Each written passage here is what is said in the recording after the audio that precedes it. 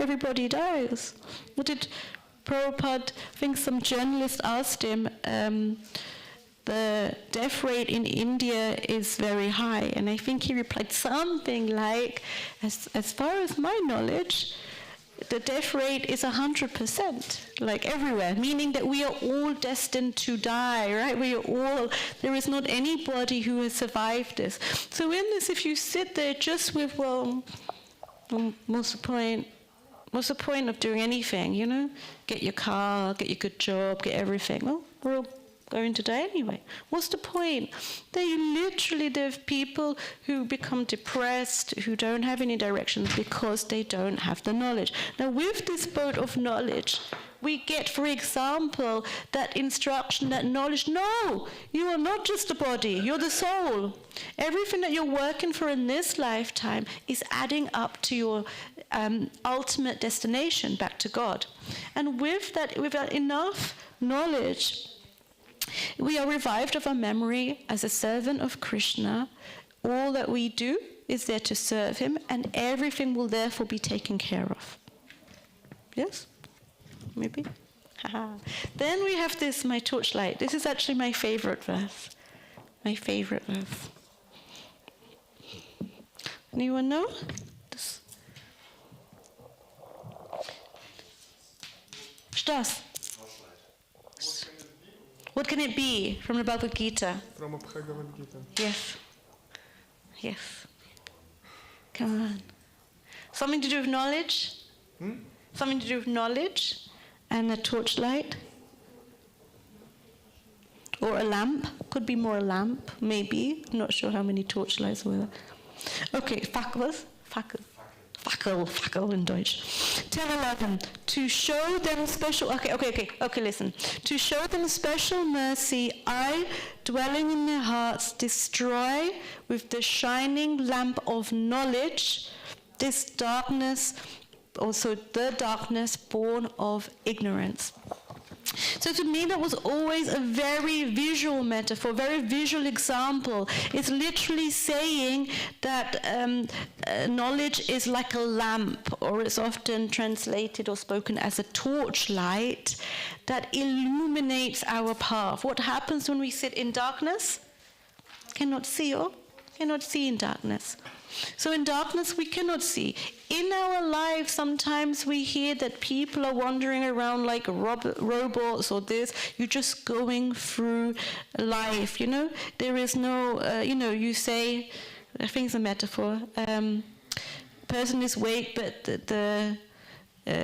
they're not switched on, huh? So there's no light, there's no joy in their life.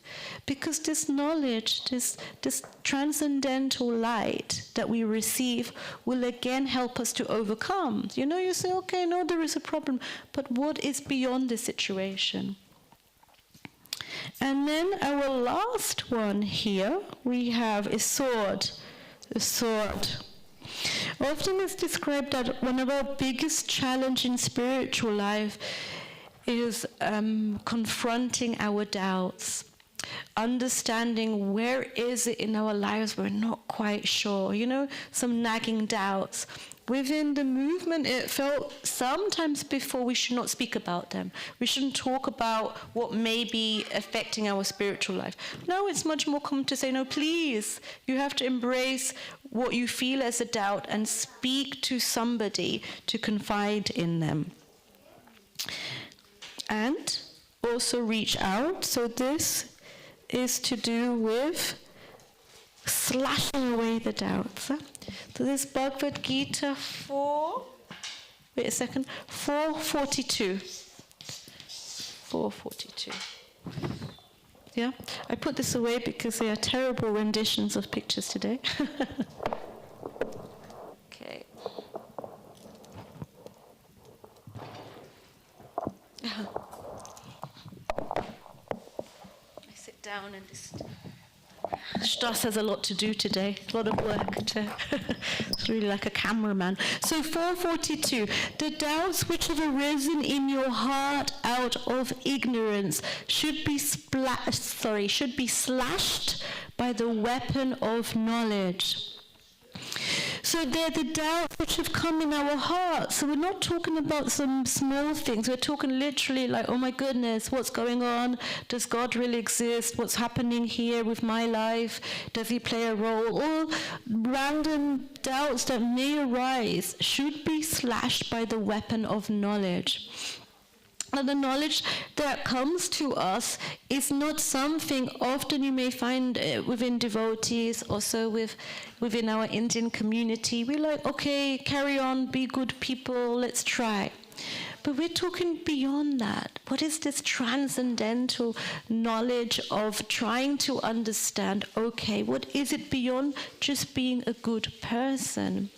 What does it mean when something is arising in my heart and we're not sure what to do? You know, for us, I think maybe we have some grandmothers like here, we have this. So maybe there is some worry.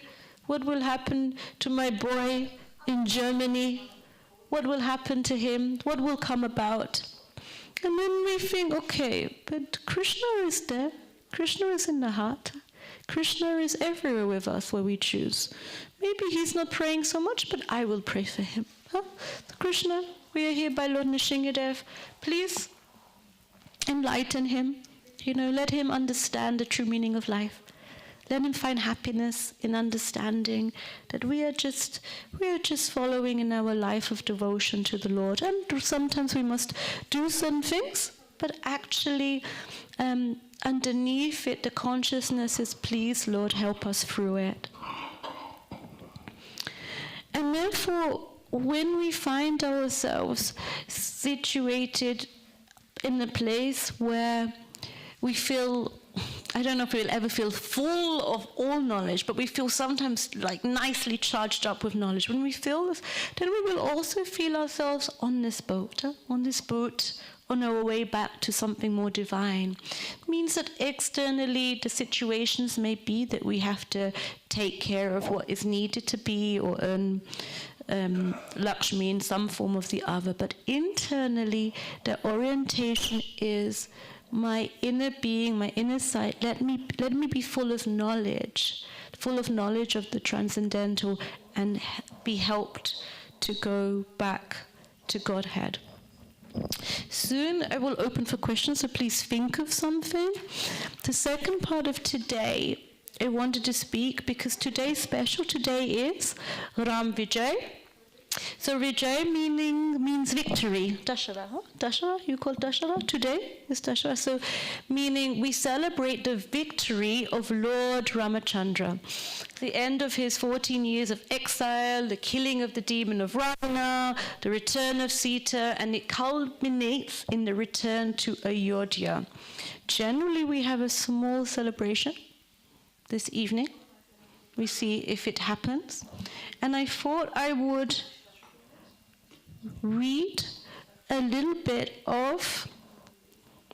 from the Ramayana, just for a bit of a meditation in our day-to-day. It won't be so long.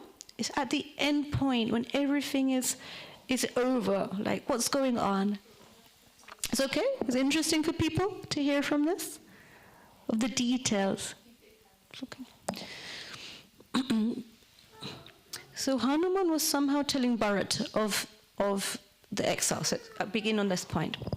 Once Hanuman had finished telling Bharata everything of Ram's exile up to the point of his imminent return, Bharat exclaimed, "My long-cherished wish has finally been fulfilled."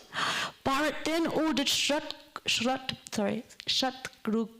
his brother, to make all arrangements for Ram's reception.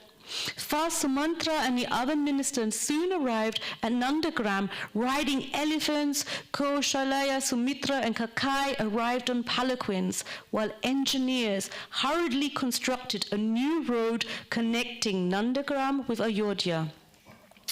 After all arrangements had been made, Bharat picked up Ram's sandals, a white royal umbrella, and chamaras. First, he was accompanied by many brahmanas. He left his cottage amidst the blowing of conch shells and the beating of drums.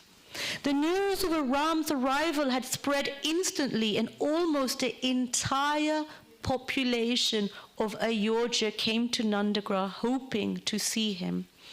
Bharat was accompanied by ministers, priests, and other citizens, by professional musicians, vibrating, pleasing musical sounds, and by learned brahmanas loudly chanting Vedic hymns.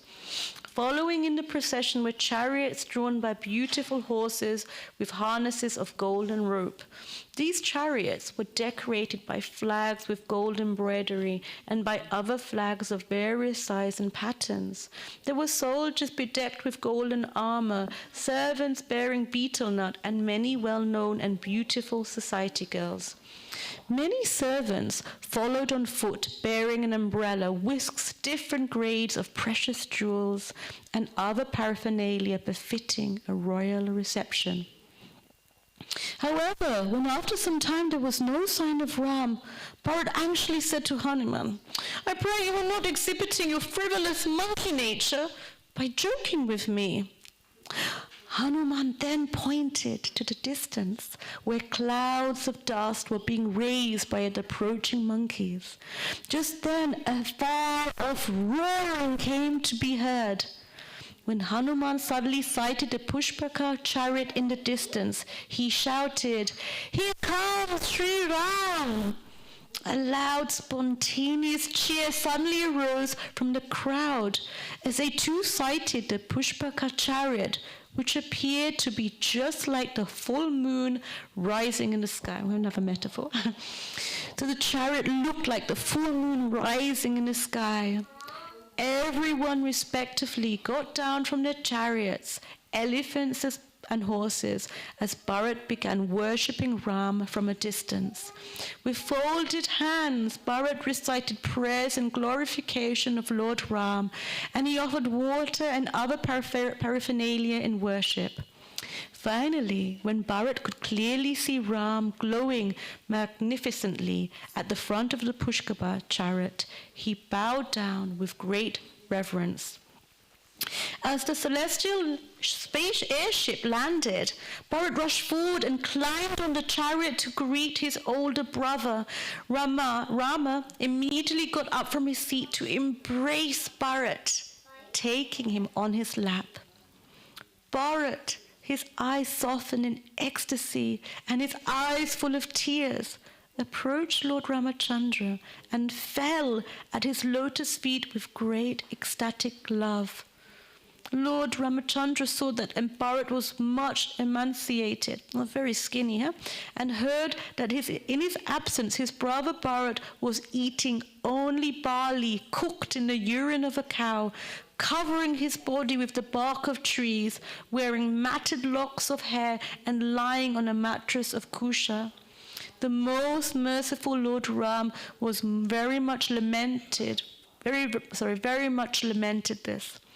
Afterwards, Bharat greeted Lakshmana and Sita, showering them with praise. He then greeted Sugriva by embracing him, saying, "Although we are 4 brothers, you are just like our 5th brother." Meanwhile, Ram approached his mother, Kaushala, and lovingly clasped her feet.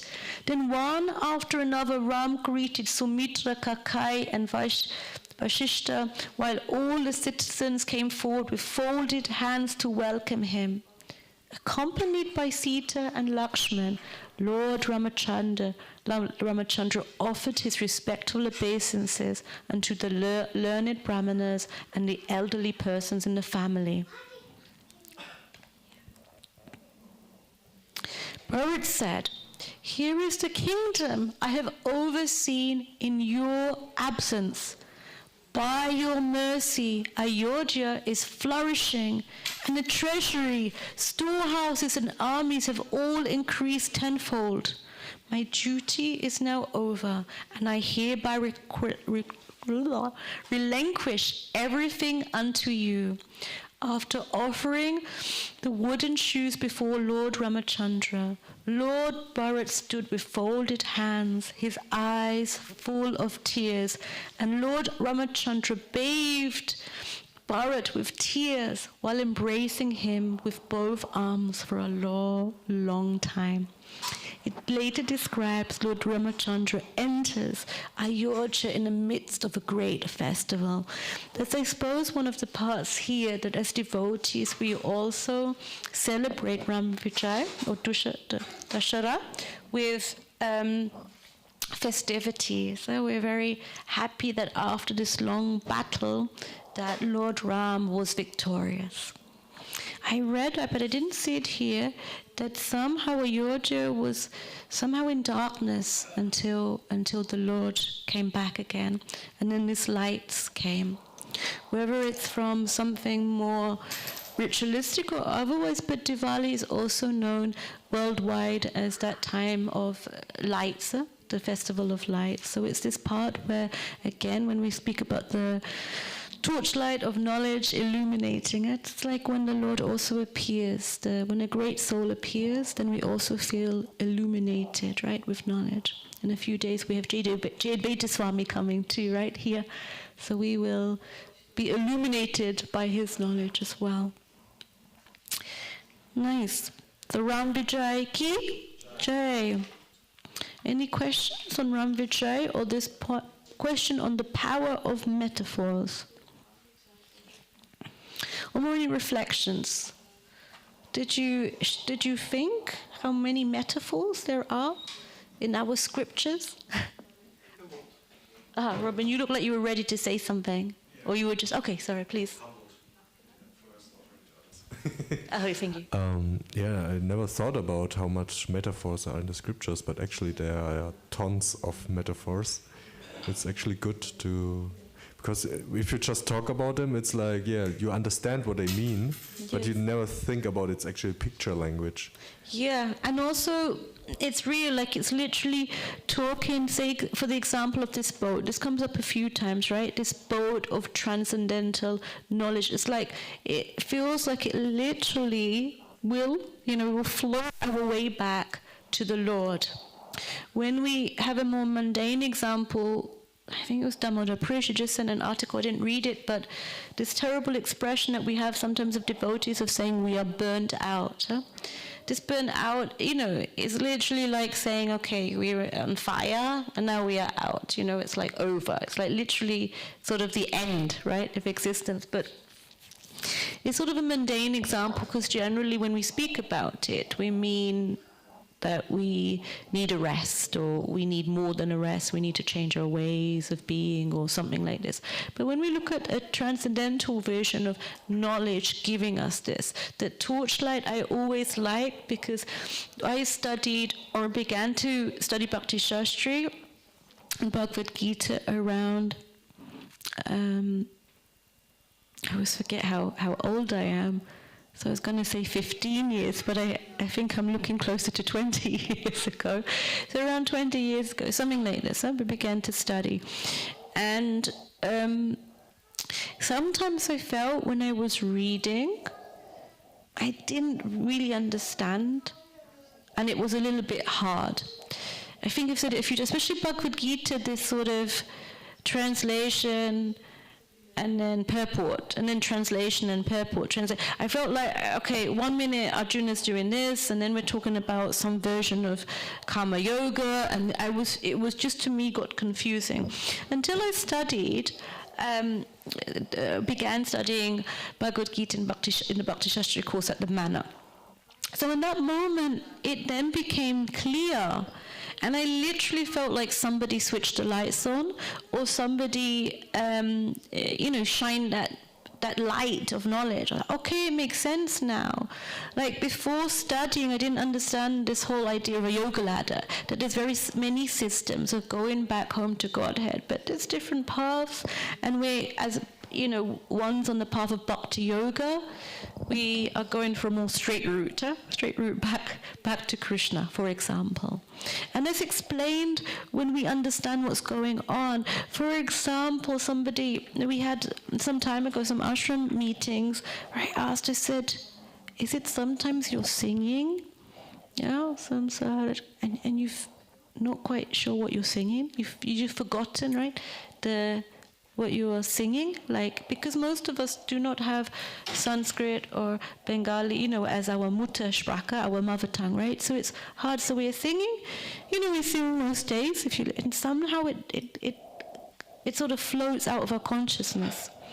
And therefore we need sometimes to remind ourselves, okay, what is it again? What does it mean again? What is that moment where we think, okay, like anything gives us a clue. Like today I remember the verse because it begins with Charu, which I know means beautiful, and also happens to be my son's name, right? So there is a lot of, links that we bring in. When we think of, what's the point? Knowledge stars may say to Robin, oh, come on, it's too much. They're telling me always to read. I'm reading all the time. But I'm still feeling not great today. What should I do? Then Robin may reflect and say, yeah, I understand too much. Or he may say, no, come on. Apparently here is a torch, the torch of knowledge. Apparently we will go on a boat back to Godhead. Apparently there is some weapons here that will slash our doubts. So how? So therefore it takes that more intimate study, that more intricate study to understand, right, that goes on. We can also say it's a plug for our Damodar Priya, who heads our school of learning here. And the more we enter into that area of knowledge, and I say that really is quite an ignorant spiritual person, the more we enter into it, the more it gives us some seeds to understand what are we doing here. And the best part of the knowledge is that on our down days, on our bad days where it's not quite working, some bing will work. You get up, I don't want to get out of bed. And you're like, but if I tried, I could get to Mangalati. Okay, let's go. Not really feeling, let's get to Mangalati. And somehow slowly, that sort of small layer of ignorance that I say sometimes I feel somehow burnt away just by the glance of Lord Nrsingadev. There he looks, then slowly we build it up. We pray in the Mangalati prayers, we were this ocean of material existence, right? We want that to be washed away. So it's like basically everything that we do, if we apply it in a sort of visual way, it becomes quite easy to also bring us back into it. I've heard it a few times. Yeah, Mataji, I've heard all of this. Yeah, I went to the lectures. I've heard this. Okay, you've heard it, but how is it applying in your life? Not just in the good days when you're here, when we're lucky enough to be in front of the Lord, but when you go away, and you are maybe hammering and you're like, what is this? Is there more? In those moments is where this knowledge that we will read, also things like these metaphors, we speak about these metaphors, but just that we know, okay, in that moment when we did something that wasn't quite as we thought, and we thought, what was it that she was saying? Something about the trickling urine of a donkey, like this. And the very least we can maybe laugh at ourselves and think, come on, oh my goodness, is it like this? Is it like this? I'm not quite in the ocean of love. Not quite in the ocean of love, but what am I? But I'm trying to get in the ocean of love, but in between some stone, some obstacle is in my way. Okay, I know it. The scriptures, okay, why do we have instructions to the mind if we're already pure and realized, right? Most of us are struggling with one thing or the other. And these things come in the way of many different elements. So why not find a way, in association of others, to actually overcome it? And with overcoming it, then we can literally be in this ocean of love.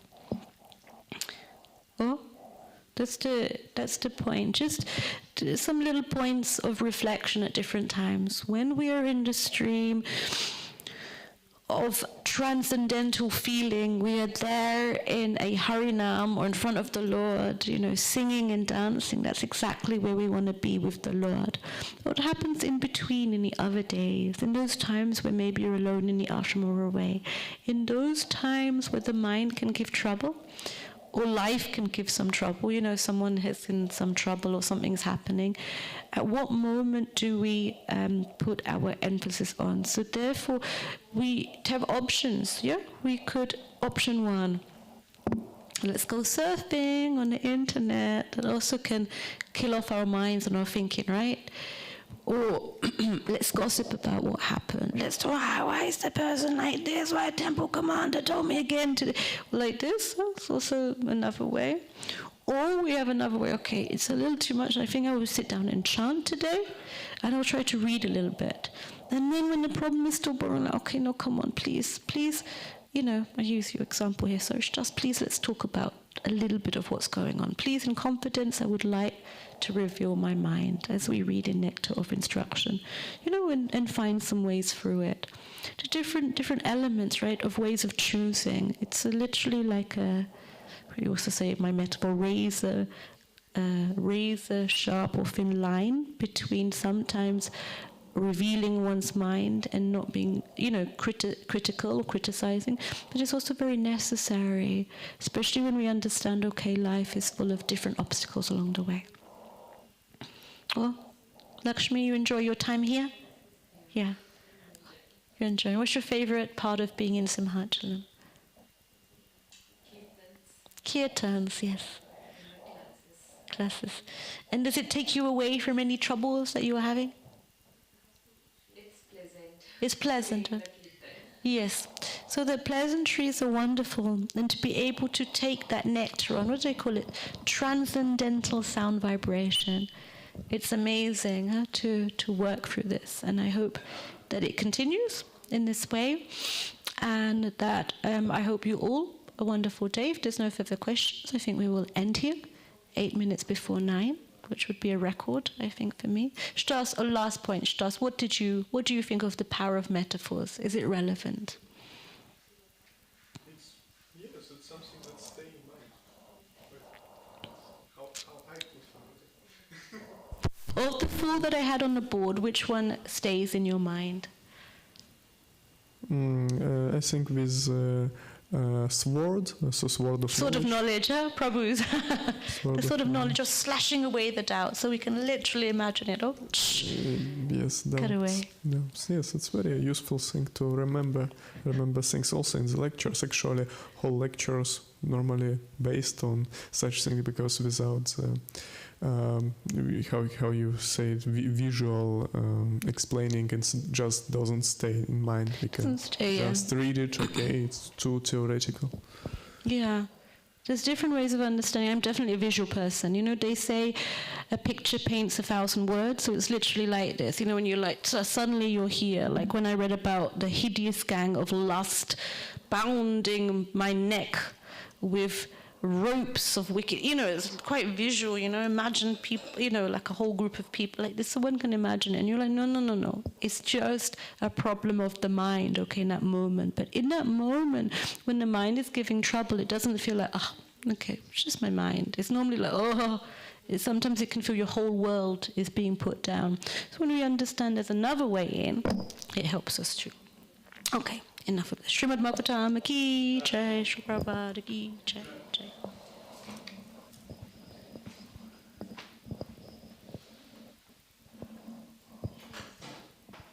You came because it's a holiday day tomorrow, or you are living in India? Chennai. Chennai.